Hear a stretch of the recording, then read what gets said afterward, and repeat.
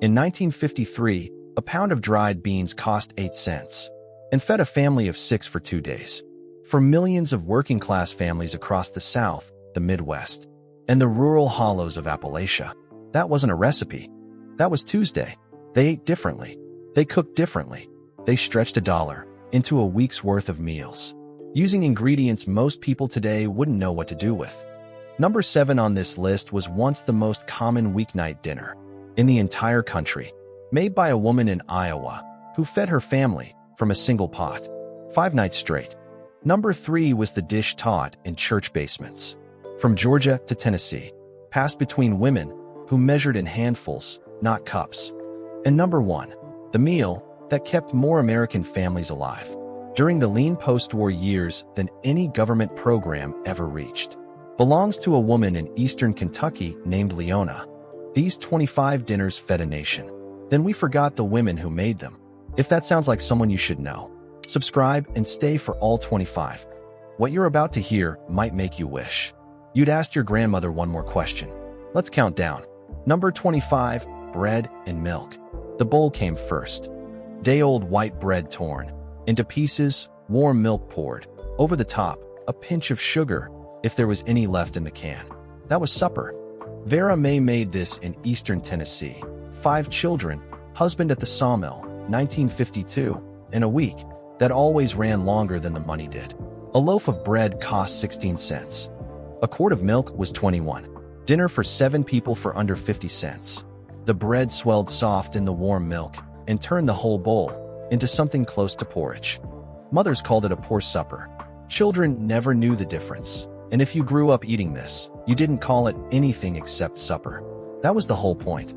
The next woman didn't need bread at all, just a can on the back burner and 5 minutes. Number 24, creamed corn on toast. A can of creamed corn in a saucepan. Salt, a scrape of butter if there was any. 5 minutes on a gas burner, then poured thick and steaming over 2 slices of white toast. Connie made this in central Illinois in 1954, 4 kids under 7. Dinner on the table by 5 o'clock. A can of Green Giant creamed corn cost about 9 cents. The bread was already on the counter. The corn went over the toast, and the bottom layer soaked up the liquid until it turned almost custardy. Sweet, warm, done before the children finished washing their hands. This was Tuesday night in the Midwest, and it was too humble to appear in any cookbook ever printed. The woman who cooked the next meal made her own fire. Number 23, fried bologna sandwiches. Loretta knew to the cent what a roll of bologna cost. 30 cents a pound, Western Pennsylvania, 1956. Husband on the night shift. 3 kids at the table. She didn't serve it cold. She cut thick slices, put 2 small notches in the edges so the meat wouldn't curl, and laid them flat in a hot cast-iron skillet. The bologna blistered and browned at the edges. The center swelled from the heat. The smell filled the kitchen and brought the children in from 2 rooms away before she called anyone. White bread, yellow mustard, a slice of government cheese, if there was one. Not a snack. Dinner. There was no shame in it, because every house on that street was eating the same thing. The next family couldn't afford bread at all. Number 22, crackers and milk. A box of saltines ran about a dime. The milk was already in the icebox. Agnes made this in rural Mississippi in 1951. 3 grandchildren in her house, their mother gone. The week stretched past what the pantry could cover. Saltines broken into a glass of cold milk, eaten with a spoon. That was supper on nights when there was nothing left to cook. What made it something, a ritual, not a defeat, was the way she served it. Same way every time. Crackers in first, milk after. Wait for them to soften just enough to hold their shape. Then eat fast before they turn to paste. The children knew the sequence by heart. They could do it themselves before they were 5. Simple, reliable, theirs. The next one goes back further than any cookbook ever written. Number 21, macaroni and tomatoes. This isn't mac and cheese. This isn't pasta with marinara. This is something older than both, and more honest than either. Dottie made it in northern Georgia in 1955. 6 children, a pantry that ran mostly to elbow macaroni and canned tomatoes. Cooked macaroni back in the pot, with a can of whole peeled tomatoes broken up by hand, salt, pepper, and a spoonful of bacon grease. bright and acidic, nothing like anything from a restaurant. A box of macaroni was 9 cents. A can of tomatoes ran 12. This fed 4 people and left enough for lunch the next day. Every church cookbook from Georgia to Mississippi listed this recipe without ingredients because everyone already knew. Today's cooks replaced it with Jared sauce and never looked back. That silence had a weight of its own. Number 20, potato soup. You know this soup. Hazel made it in the Ozark foothills of Arkansas in 1950. Garden out back, root cellar below, husband out until dark. Diced potatoes and water with a chunk of salted fatback. Onions in early. Salt and pepper at the end. A splash of canned evaporated milk, if the pantry had it, which turned the broth creamy, without any butter or flour. Fatback cost 8 cents a pound. The potatoes came up from the root cellar. This pot cost almost nothing and filled every stomach at the table. Fat from the pork floated in small golden pools across the surface. Children dragged cornbread through the broth until the bowl was clean. Nothing was ever left. The next woman used a skillet and barely touched the heat at all. Number 19, wilted lettuce with hot bacon dressing. Leaf lettuce, straight from the garden. That was everything Pearl started with in southwestern Virginia in 1953. A garden patch, summer evenings when the heat hadn't broken yet. Bacon grease heated in a skillet with a splash of apple cider vinegar and a pinch of sugar until it bubbled and spat, then poured straight over the raw lettuce. The leaves wilted immediately. The vinegar brightened everything. The fat left a glossy coating that turned plain garden greens into something almost elegant. With cornbread and pinto beans on the side, this was a full supper. It sounds like something a restaurant invented. Pearl never set foot in a restaurant kitchen in her life. The next woman had less to work with and made more of it. Number 18, stuffed bell peppers. Bell peppers cost about 5 cents each at a 1957 roadside market in central Ohio. Ruth Ann's husband had just been laid off from the plant. She had a pound of ground beef, a cup of rice, a can of tomatoes, and 6 people to feed. She halved the peppers, scraped them clean, and packed them with brown beef, cooked rice, diced onion, and crushed tomatoes into a baking dish with tomato juice in the bottom to steam them soft. The rice doubled the volume of the filling for almost nothing. The pepper became the bowl, which meant less washing up. Every forkful had something different happening. They looked like effort. They felt like abundance. They cost less than 30 cents for the whole pan. The next meal didn't come from a pepper patch. It came from a tin can, and it fed more American families than almost anything on this list. Number 17, salmon patties. She drained the can first. Pink salmon, cracker crumbs, egg, diced onion, a spoonful of mustard, mixed together and shaped into patties. That was Eloise, rural Alabama, 1954, feeding 7 people on $4 a week. She laid them in a hot skillet until the outside crisped into a thin, crackling shell and the inside stayed moist and almost creamy. A tall can of pink salmon ran about 25 cents. Served with creamed peas and a wedge of cornbread, this was a Friday supper that felt like something you'd order at a diner. Children who wouldn't touch fish ate 2 of these without a word. This recipe appeared in every women's club cookbook from 1940 through 1965.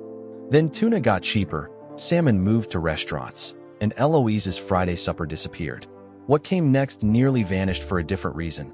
We just stopped thinking it was worth the effort. Number 16, hamburger gravy over mashed potatoes.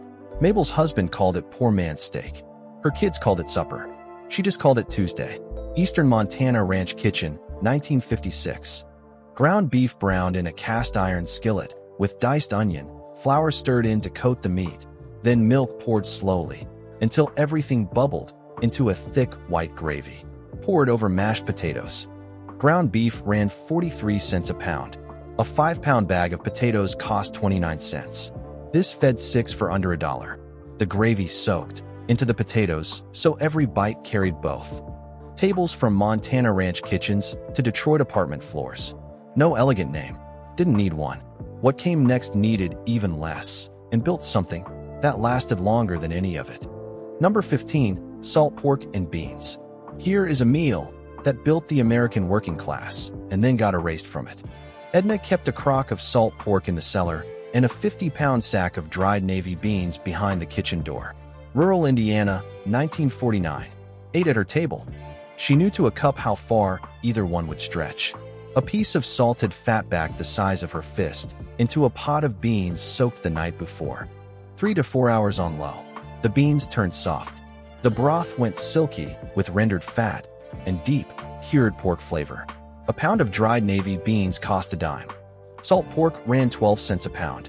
This pot fed 8 people for 2 full days. Edna didn't call it a specialty. She called it supper, and she made it every week until canned beans arrived, and she finally stopped because she finally could. That's the whole loss right there. What she made the week her youngest got sick was something different entirely. Number 14, chicken and dumplings. A stewing hen cost 15 cents a pound in 1952.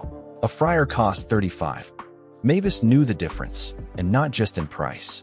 Western North Carolina. Her youngest had been sick 3 days. She simmered the hen 2 hours until the meat fell from the bone and the broth turned deep gold. Then she dropped spoonfuls of flour, baking powder, salt, and milk straight into the boiling broth. They swelled into pale, soft clouds that absorbed the chicken flavor from the inside out. The whole pot thickened into something between a soup and a stew.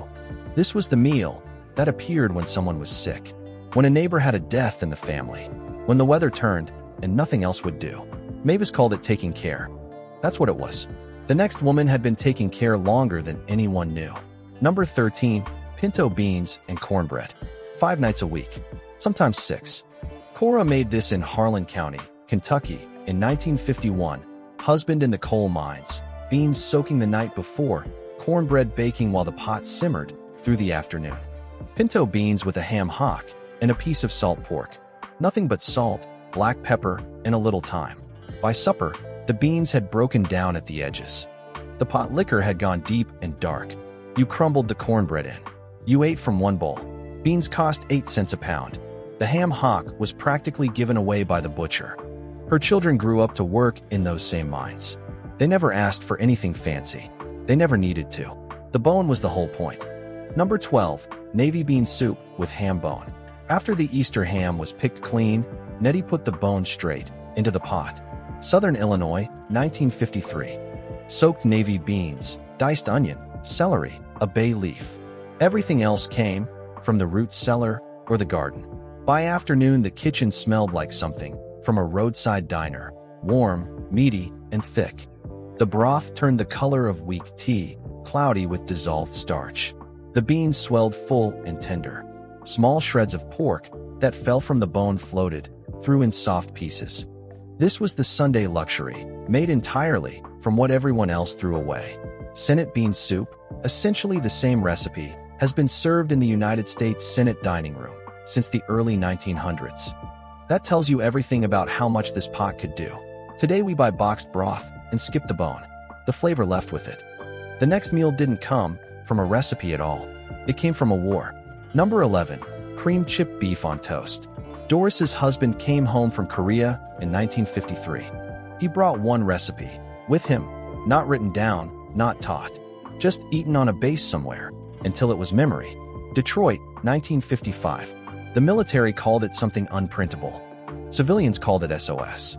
Thin slices of dried, salted beef torn into strips, stirred into a thick white sauce of butter, flour, and milk, poured over white toast. The saltiness of the beef seasoned everything, with no extra effort. A small glass jar of chipped beef cost about 35 cents. Every veteran knew this. Every mother who'd stretched meals through rationing recognized it on sight. Doris didn't need to explain it to anyone on her block. Today it appears only in discussions of military nostalgia. It deserved better than that. The next meal deserved better too, and got even less. Number 10, beef liver and onions. 20 cents a pound in 1957. Butchers in rural Missouri had more beef liver than they knew what to do with. Laverne had 3 teenagers and a skillet. She sliced the liver thin, dredged it in flour, laid it flat in the heat. In a second pan, onions went slow, over low until they turned sweet and soft. 2 minutes aside on the liver. No more. Any longer, and it turned tough and bitter, which is exactly why a generation grew up hating it. Done right. Outside golden, inside still faintly pink, onions piled over the top. Iron, B12, protein, a complete nourishing meal for 20 cents. Laverne didn't know the nutrition science. She knew it kept them strong through winter. She was right. The nutrition didn't go anywhere when we stopped making this. The knowledge did. What came next had been known for longer than anyone at that table could remember. Number 9, Hoppin' John. Eat black-eyed peas on New Year's Day, and the year will go well. Ida Mae kept that tradition in Beaufort County, South Carolina. But she also made Hoppin' John on a Tuesday in February, when there was nothing else in the house, and that brought dinner, which was the more immediate kind of luck. Black-eyed peas cooked, with a smoked ham hock, tossed with long-grain white rice, salt, and a pinch of red pepper. The rice absorbed the smoky broth. The peas swelled until they split at the center. 7 cents a pound for the peas in 1954. Rice was always in the pantry. This fed a large family for almost nothing. Ida Mae had no interest in explaining the folklore. She had dinner to put on the table by 5. The next woman's ritual started long before dinner time. It started in November. Number 8, Scrapple. This is the one that makes people flinch. Miriam lived on a Pennsylvania Dutch farm in Lancaster County in 1950. Every November, they slaughtered a hog. Every scrap was used. The trimmings, the head meat, the organ meat, simmered in water until everything fell apart, then mixed with cornmeal and buckwheat flour, and seasoned with sage, thyme, and black pepper. Poured into loaf pans and left to set firm overnight. The next morning, she sliced it a 1/4 inch thick and fried it until each side turned deep mahogany and crisp, with fried eggs and a spoonful of apple butter on the side. A loaf ran about 18 cents and lasted a week. In Lancaster County, nothing from a November hog was wasted. Not one piece. That wasn't called resourcefulness. It was just how the farm worked. The next woman took one pot and fed her family from it for 6 days. Number 7, split pea soup with ham bone. 9 cents a pound for dried green split peas. The ham bone came from whatever Sunday dinner had left behind, after Easter, after Christmas, after any ham that had been eaten clean. Eunice used both. Rural Iowa, 1952. She made the pot on Sunday afternoon, and her family was still eating from it on Friday. Dried peas, ham bone, onion, carrot, a bay leaf. Water. The peas dissolved as they cooked, thickening the broth, without any flour or cream. The bone gave the soup a body that coated a spoon and warmed a person from the inside out. The whole pot cost about 30 cents. You could feel it working. Children who refused to eat vegetables ate 2 bowls of this without being asked twice. No meal on this list gave more for less. And still it's nearly gone from American kitchens, replaced by canned soup that tastes of almost nothing. Eunice would not have understood that trade. What came next appeared on a different table every morning before the sun was fully up. Number 6, tomato gravy over biscuits. Bacon grease in the cast iron skillet. A spoonful of flour stirred in until it turned the color of a paper bag. A can of whole tomatoes crushed in by hand, and a splash of water. Salt, pepper, a pinch of sugar if the tomatoes ran sharp. Beulah made this in Central Tennessee in 1955, and she made it on nearly every weekday morning of her adult life. Poured thick over split homemade biscuits. The tomatoes cut through the richness of the lard biscuits underneath. A can of tomatoes cost 12 cents. Flour and lard came from the 50-pound sack behind every southern kitchen door. In Georgia, Alabama, Mississippi, and Tennessee, this appeared on tables every morning. That wasn't Sunday. It has nearly disappeared. To Beulah, this was just what mornings tasted like. What came next was older than any morning she'd ever known, older than the country itself. Number 5, succotash. The word comes from the Narragansett, broken corn kernels. The dish predates the United States by several centuries. Opal knew none of that. She knew what her mother made, and her mother's mother, before that, in coastal Georgia in 1953. Dried lima beans and corn simmered, with a piece of salt pork, until the salt pork gave everything a fatty, smoky depth that made 2 plain vegetables taste like a full meal. Lima beans ran 10 cents a pound. Corn came from the garden, or cost a nickel a can. In the South, a bowl of succotash and a wedge of cornbread was supper. In New England, The same dish appeared under a different name with a slightly different bean. Every region had a version. None of them wrote it down. What the next woman understood about a meal is harder to put into words, but she understood it completely. Number 4, fried potatoes and onions. Today, a cast iron skillet of fried potatoes is a side dish. In McDowell County, West Virginia, in 1949, it was the meal. Nell sliced raw potatoes thin, added a sliced onion, and cooked them low and slow in bacon grease until everything turned golden and the edges crisped. Nothing alongside it. Maybe bread. The potatoes took on the flavor of the fat as they cooked. The onions caramelized into sweet, soft ribbons woven through the starch. $3 bought a 50-pound bag of potatoes at a farm market. Bacon grease was saved in a can by the stove. The onion came from the garden. Children ate seconds. Fathers asked about thirds. This was not a meal of defeat. For the families who had it every Wednesday, it was one of the best things they ate all week. Nell knew that. She never needed anyone to tell her. The next woman kept something in an iron pot all day, and the liquid at the bottom was the whole point. Number 3, collard greens and pot liquor. The liquid at the bottom of the pot wasn't a byproduct. It was the point. Bessie taught this in her church basement in Wilcox County, Alabama, in 1952, and every woman who came through that kitchen learned it. Collard greens torn from their stems, dropped into a pot with a piece of salt pork and just enough water to cover. Low and slow for 1 to 2 hours. The greens went dark and soft. The broth turned the color of strong tea, dark, salty, mineral-rich. Cornbread was baked specifically to be crumbled into it and eaten with a spoon. Salt pork cost 12 cents a pound. A bunch of collards at a roadside stand was a dime. Nutritionists now know that collard greens cooked this way hold remarkable amounts of calcium, iron, and folate. Bessie didn't know that. She knew it kept them strong. She was right. The next pot went in every Friday, without fail. Number 2, ham hocks and black-eyed peas. Every Friday, the ham hock went into the pot. Maddie started it in the afternoon in Beaufort County, South Carolina. 1954, soaked black-eyed peas, onion, water, and a ham hock. That cost about 15 cents. The hock itself was almost entirely bone, skin, and cartilage. But what it gave to the water over those long hours was something else entirely. The broth turned rust-colored and deeply smoky, thick with gelatin from the skin. The peas drank it in. By supper time, the liquid was as satisfying as any stock made, with 5 times the effort. The small, heavily smoked pieces of meat that fell from the bone were divided among the plates. 2 hocks fed a family comfortably.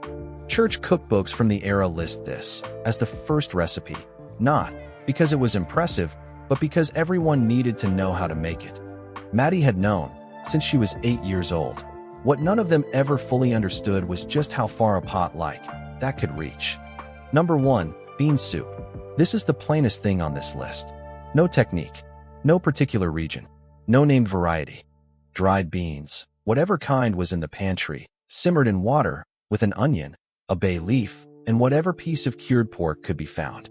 Cooked until the beans broke apart and the water turned into something that could carry a family through a long winter on almost nothing. This meal appears in every American oral history of hard times. Appalachian mining communities, Dust Bowl farm towns, tenements in Chicago and Cleveland, sharecropper shacks along the Mississippi Delta. A pound of dried beans cost 8 to 10 cents throughout the 1950s. It fed 6 people for 2 days. In eastern Kentucky in 1953, a woman named Leona made this on the days when everything else ran out. Not as a tradition, not on a special occasion. On the days when it was this or nothing. She made it well. She fed her children. That's the whole story. Outro. Here's the challenge. Make one of these this week. The salmon patties. The tomato gravy over biscuits. The pinto beans and cornbread. Something that one of these women made, without a second thought. I made Leona's bean soup. I haven't opened a can of anything since. These weren't consolation meals. They weren't what people ate when they had given up. They were what people ate when they knew exactly what they were doing. Drop the one you're going to try in the comments. I want to know if the fried potatoes get more love than the split pea soup. If you grew up in a kitchen where someone like Vera May or Cora or Bessie stood at that stove. You already know what was in those hands.